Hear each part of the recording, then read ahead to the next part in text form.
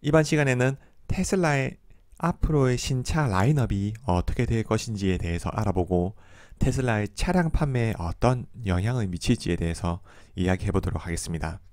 이 전기차 시장이 갈수록 커질수록 많은 완성차 업체들이 전기차 시장에 뛰어들 것이고 경쟁의 강도가 더 높아질 겁니다.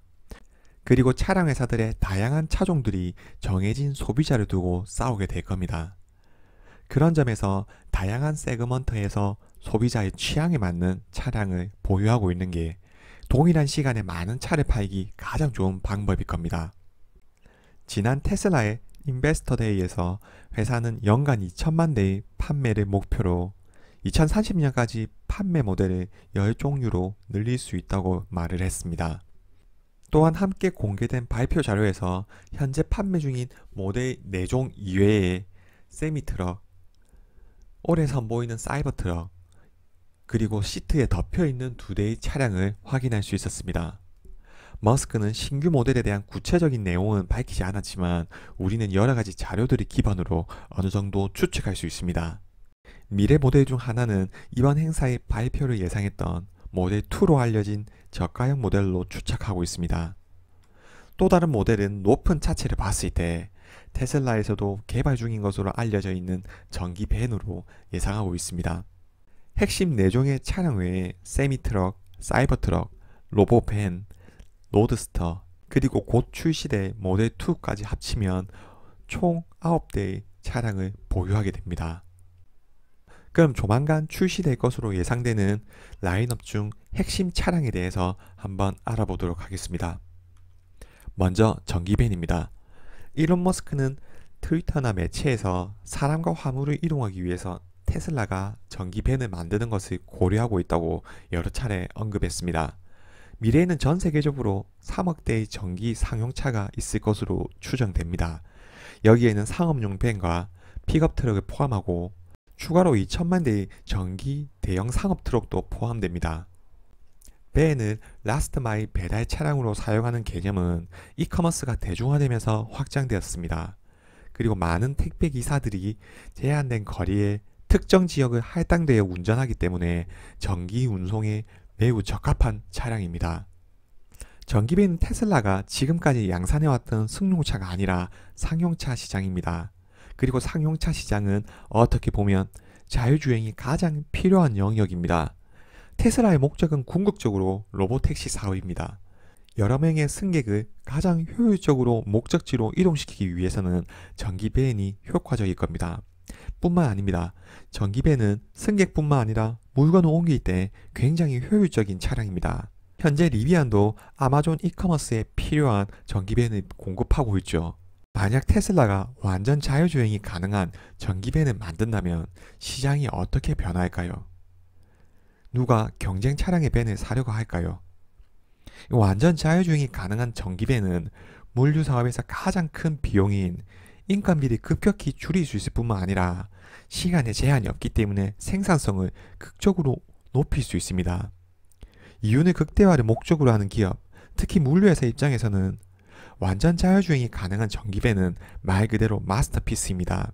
경쟁 업체와의 차별화된 격차를 확실히 만들 수 있는 방법인 거죠. 사실 테슬라에서 전기밴은 상당한 개발이 진행됐을 것으로 생각이 됩니다.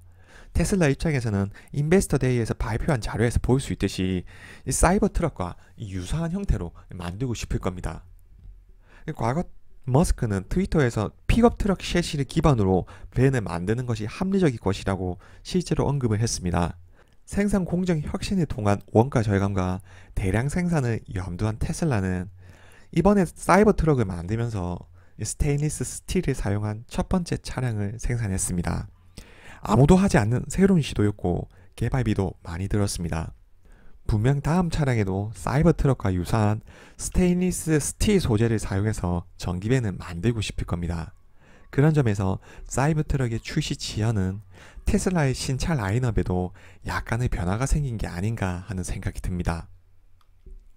다음은 모델 2입니다. 이 발표 자료에서 가장 오른쪽에 위치한 차량이었습니다. 테슬라 모델 3가 전기차의 대중화를 여는 차량이었다면 모델 2는 내연기관차보다 더 저렴한 차를 만들어서 내연기관차와 정면으로 경쟁하는 모델입니다. 테슬라의 영토 확장에 어느 모델보다 더 중요한 차량이 되겠죠. 차량은 우리가 아는 폭스바겐 골프 정도의 크기의 해치백으로 예상되고 있습니다. 우리나라에서는 해치백이 상대적으로 인기가 없지만 전 세계적으로는 수요층이 검증된 세그먼트입니다. 테슬라가 만들고자 하는 반값 전기차는 저가형 전기차가 아닙니다. 그냥 저가형 전기차를 만드는 건 어렵지 않습니다. 테슬라는 기존 플랫폼과 공유할 수 있고 소프트웨어를 사용하는데도 불편함이 없는 가격이 싼 전기차를 만들겠다는 겁니다. 25,000불은 모든 차량 구매자들이 접근 가능한 가격대이고 경쟁 차량들이 제시할 수 없는 가격선입니다. 테슬라는 멕시코 공장에 새로운 생산 공정인 언박스드 프로세스를 처음으로 도입하겠다고 했습니다. 그리고 현재 생산하는 모델이 아니라 새로운 플랫폼의 언박스드 프로세스를 사용하겠다고 했습니다. 현재 베일에 쌓여있는 모델2 반값 전기차를 멕시코 공장에서 양산할 것이고 언박스드 프로세스를 통해서 만들겠다는 겁니다.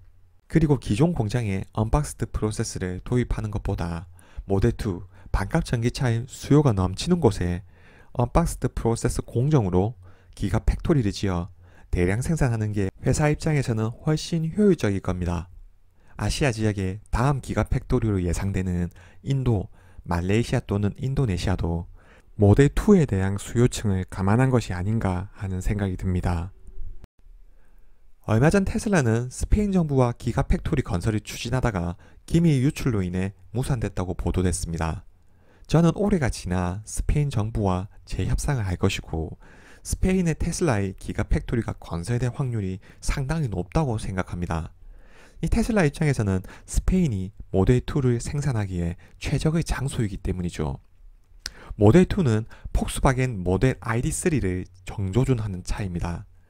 ID3는 폭스바겐에서 골프를 대체하는 전기차입니다. 모델2도 폭스바겐 골프만한 크기의 해치백 차량이죠.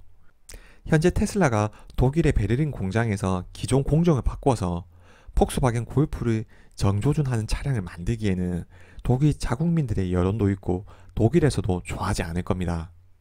유럽 시장은 차량 유지비가 비싸기 때문에 골프와 같은 소형 해치백이 많이 팔리는 시장입니다. 유럽의 다른 지역에 모델2 전용 공장을 지어서 해치백 시장이 가장 큰 유럽 시장을 공략하고자 하는 전략을 가지고 있을 겁니다. 그런 점에서 차량 생산 요충지는 스페인일 겁니다. 스페인은 전 세계 8위의 자동차 생산국입니다. 유럽에서는 독일 다음으로 자동차 생산량이 많은 지역입니다. 테슬라가 기가팩토리 건설 전에 생산을 위한 인프라를 가장 먼저 고려한다는 것을 감안했을 때 스페인은 굉장히 매력적인 지역일 수 있습니다. 뿐만 아니라 유럽 남부에 위치하여 아프리카 중동 지역까지 커버할 수 있는 위치입니다. 테슬라 입장에서는 상대적으로 소득층이 낮은 아프리카 지역까지도 반값 전기차를 수출할 위치로 스페인이 최적의 장소인 거죠. 다음은 올해 하반기 출시가 예정된 사이버트럭입니다. 사이버트럭은 과거 말씀드렸듯이 테슬라의 또 다른 생산 공정 혁신을 이뤄낸 차량입니다.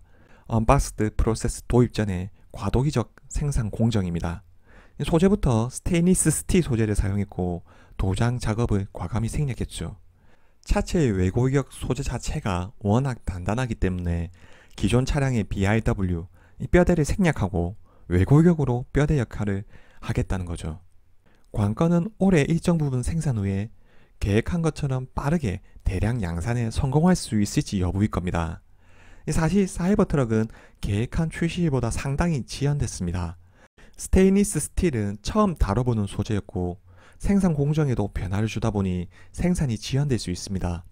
그리고 기존 생산 공정과 다른 방식이 사용되다 보니 대량 양산에 대한 검증도 필요할 겁니다. 이 시장에서 사전 예약만큼 스테인리스 스틸 소재에 대한 선호도도 확인해 봐야 될 것이고 기존의 철판보다 효과적인지 여부도 검증이 돼야 할 겁니다. 이 사이버트럭이 상용차 시장을 노리는 테슬라의 전기밴 생산에 영향을 줄 수 있기 때문이죠. 머스크는 24년 이후 본격적으로 대량 양산을 통해서 연간 25만 대에서 50만 대의 사이버트럭을 생산할 거라고 했습니다. 기존 생산 방식으로는 새로운 공장을 증설하지 않고 불가능한 계획이었겠죠. 하지만 사이버 트럭에서의 생산 공정의 혁신을 통해 차량 생산 속도를 급격히 끌어올릴 수 있다는 것을 말하고 있는 겁니다. 먼저 이 부분을 달성하는 게 중요할 겁니다. 과거 테슬라의 가장 큰 약점은 차량에 대한 라인업이 부족해서 대중적인 수요에 대응하지 못했다는 점일 겁니다. 경쟁사들이 아직까지 전기차 양산에 어려움을 겪는 동안 테슬라는 중형 세단인 모델 3, 대형 세단인 모델 S, 중형 및 대형 크로스오버 차량인 모델 Y와 X를 판매하고 있습니다. 사이버 트럭은 올해 하반기 출시 예정이고 로드스터의 출시도 꾸준히 준비 중입니다. 일론 머스크가 계획한 타임테이블보다 약간 지연되고는 있으나 계획한 모델을 성공적으로 출시하고 있고 출시한 모델들마다 전기차에 대한 혁신을 이뤄내고 있습니다. 이게 앞으로의 테슬라의 신차 라인업이 기대되는 이유입니다. 이번 영상은 여기까지입니다. 시청해주셔서 감사합니다.